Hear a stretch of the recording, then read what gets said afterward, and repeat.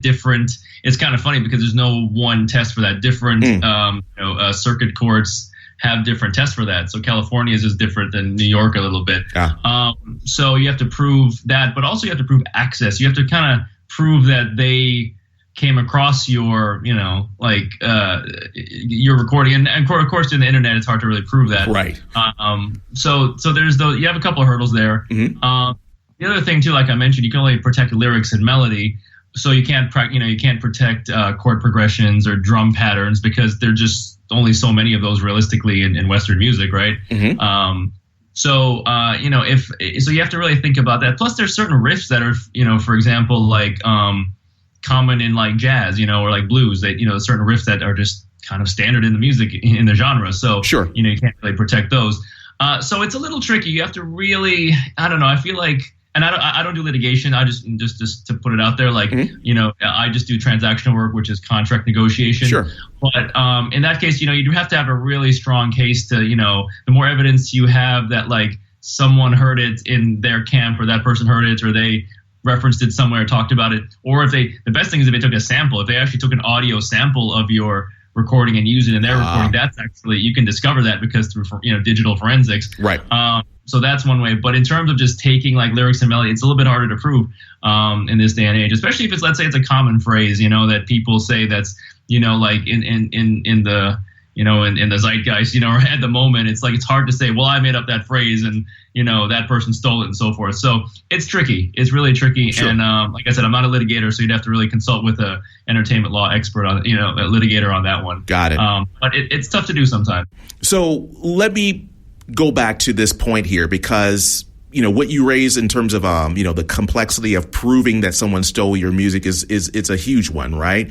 And so I'm taking away from this is that I shouldn't really be that afraid to share my music online, maybe share my music with a record label or with a publishing company because the odds of it being stolen, one, it may not be as high as we think it is. And then two, if something weird happens, it seems like there's a pretty huge hurdle to clear to prove that particular entity stole my song other than me having, as you mentioned, the actual sample. But it seems like the issue of my music being stolen is not, I shouldn't be as worried about it as most people seem to be.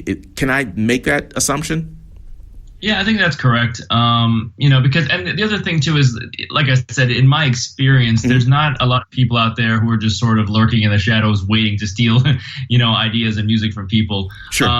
So it's not really that much of a common problem. And like I said too, I mean, there's only 12 notes in the Western scale, right? Like there's some phrases that in music that are just sort of in part of the genres. So and one thing too, for example, and things are more complicated nowadays too because there was that whole Robin Thicke blurred lines situation.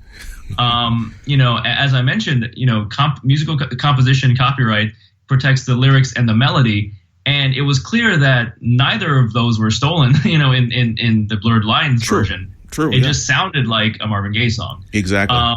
And to me, it's like now that gets kind of dangerous because now you're saying you can copyright, you can protect a style of music. In that case, all reggae songs sort of infringe on other reggae songs. So, I think it's an interesting precedent. I think there needs to be some clarification there. I know that I think it went through the circuit court, so maybe the Supreme Court will clarify that at some point. But I think we're in a really interesting time right now because what's protectable and so forth, it's a little bit tricky right now. Got it. Makes sense. Okay.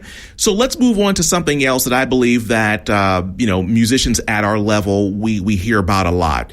And we talk about this concept, thinking about monetizing our music, and that's royalties. So as a musician, we've heard about royalties for many, many, many years. Those who are more advanced, they may know how this works. But for those of us who are looking to get royalties off of our music or off of our beats or off of our songs, how do royalties work? If you can just maybe give us a high level overview as to where one gets royalties, when do you get royalties, how are they paid, how does that whole thing work?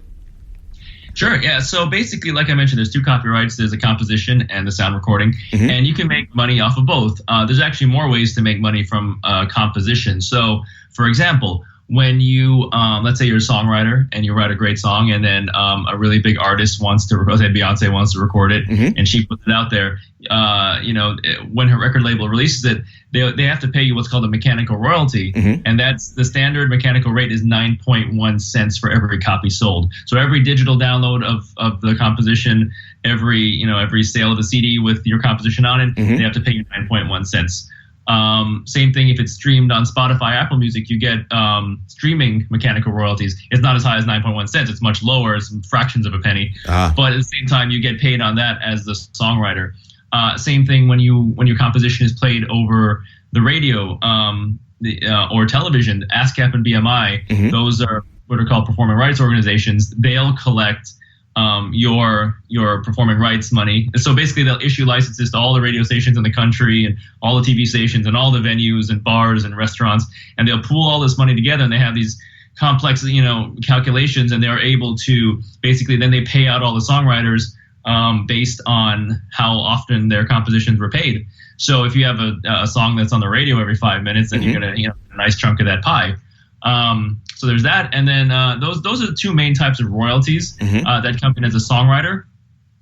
If you're a recording artist and you're making sound recordings for a record label, then you're going to get artist royalties paid from the label. So basically, the label's going to spend money making your record, promoting your record, and they're going to call those advances usually against royalties. And then once those are recouped from album sales, then you start to receive album royalties as an artist. And a lot of times artists are also songwriters, so they'll get songwriting royalties, from the compositions, and then they'll also get artist royalties on the sound recording side, if they're recouped by the record label. So there's multiple ways you can make money from royalties if you have successful, music that's doing well out there. Got it. So you mentioned a standard payout for when a song is played on the radio. I got that wrong. When a song is sold, let's say on Apple Music or something like that, there's a standard. How much is it again per song? So it's 9.1 cents per copy sold. Okay. So let's say that's digital download, that's CD, and so forth. Like I said, it's a lot lower for streaming because you get a mechanical royalty for that too, but it's like I said, fractions of a penny. So who sets the actual amount for how much the songwriters paid for the royalties? It seems like that number that you gave, that seems like a standard number. Is that correct? Yeah, so there's a copyright royalty board that's appointed by the Librarian of Congress, and basically, they every so often they'll set those rates for different kind of standard royalties. The 9.1 cent rate has been in effect for a really long time. I don't know, maybe I'm sure it'll increase at some point, but that's sort of like the going rate at the moment. Okay. So, I know that like Spotify and some of the other online streaming platforms, it's laughable in terms of how much they pay out for each time a song is streamed. How is that negotiated? Because obviously, if your song is streamed once on Spotify, for those of us who put music out through a digital distribution, you can see that the royalties are nothing. So how does one negotiate that? Let's say I'm working with someone to be a songwriter and their song hits Spotify and then let's say, gets 10 million streams. How does one negotiate that? Well, that's actually more set by, the individual streaming platform. Now, the going rate is about it's like 0.0006 or something like that. Wow. Pennies per stream, so it's pretty it's pretty small. The other thing too is Spotify and Apple Music, they also have public performance blanket licenses from ASCAP and BMI. So as a songwriter, you're getting paid a mechanical, but you're also getting paid a performance royalty also. So, and that works out to, it's like they basically work out to be the same, so that's again 0.0006. And for, for the mechanical, you get 0.0006 for the performance royalty as well. So that's sort of, it's not much, honestly. And that unless you have like a monster song that's really doing well and making a lot of, having like millions and millions of streams, you're not going to see a ton of money from that. However, the value there is, and I've always kind of I've seen this sort of evolving in the industry over the last several years, is like, I feel like, you're not going to make a ton of money from sales of music or streaming for music. Really, the money is going to come from touring, merchandising, sponsorship deals, If you can be sort of an influencer as well on social media, then that's kind of where you're going to really make your money. Like, for example, Rihanna makes way more money from clothing and makeup than she does from music right now, right? Wow. So that's sort of kind of where I've seen things sort of headed over time. I see. Got it. Okay. So another question. Let's say I am a beat maker or I'm a songwriter and, I'm here doing my thing. I'm grinding and just trying to, put some of my music up online. And let's say someone reaches out to me, another artist. They're not super huge or big or whatever, but they're saying, hey, you know what? I like this beat. I want to use it in my my next coming project. Let's work together. Let's collab, that type of thing. Mm-hmm. What do I do? Again, we're not dealing with a major record label, but this person is maybe going to pay me for my song. Mm-hmm. Do I need a lawyer? Do I go online and get one of those, music agreements and just kind of change my name on there? How would you recommend someone proceed if they were approached by another musician that may want to pay them? Right. That's the thing too, right? Like, of course, like you get a lawyer for that, but it's going to cost some money to get that done. Right. One thing I'll say is definitely, to the extent that you can, try and figure out who's going to own the recording, how is the composition going to be split between, the beat maker and the singer or rapper, whoever it is performing on it, how that's going to be split up. Also, like, is there going to be like a flat fee that's paid in terms of like, is it just a total buyout and say, okay, I'm just going to give you this money. This is a fee for me to use this in perpetuity or so forth. Or is it going to be a royalty on the back and a producer royalty? Usually if an artist self-releases music, they're going to pay the producer a royalty about 20 to 25% of whatever they make from the sales of the record. And then if a producer is producing a track for a record label, then it's going to be about 4% of PPD, which is the wholesale price. So it really depends on the specific situation you're in. And actually, and that's one reason, I wrote the book, because I know that's pretty confusing for a lot of people. But when people pick up the book, they'll kind of see a breakdown of how producers can sort of, what issues they need to look out for, and, how the royalties can be structured if they want to do a royalty deal with the artist.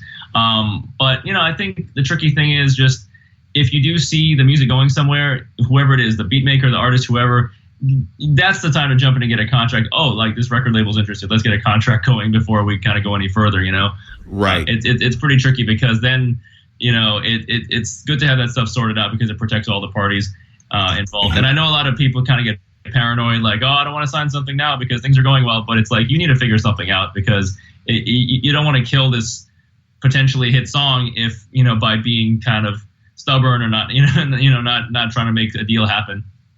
Sure. Okay. Makes sense. So, and again, all my questions, for those of who are listening in the audience here, I'm trying to make these questions more catered towards those who we know that listen to the show, and those who are trying to make it from where they are to that next level.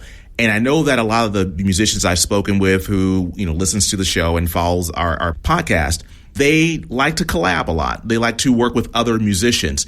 What is your advice when working with other musicians? So let's say we have a situation, right, where there's a song and a major label wants it, or major artist wants it. But before that part happened, I'm collabing with people. Maybe I got a beat idea from my friend, and maybe someone else came to the studio and said, hey, we'll change this word to that word. Or I, said that, hey, we should make the melody this or that. My point being is, when I'm creating a song, and let's say I want to take that song to the next level, should I be worried about collaboration, meaning later on someone shows up and says, well, no, that's my verse, they stole my song. Should I be doing something at the very beginning to protect myself when it comes to when I'm working with other writers or other beat makers? Like, how should that be set up in case the song really goes to the next level? Right.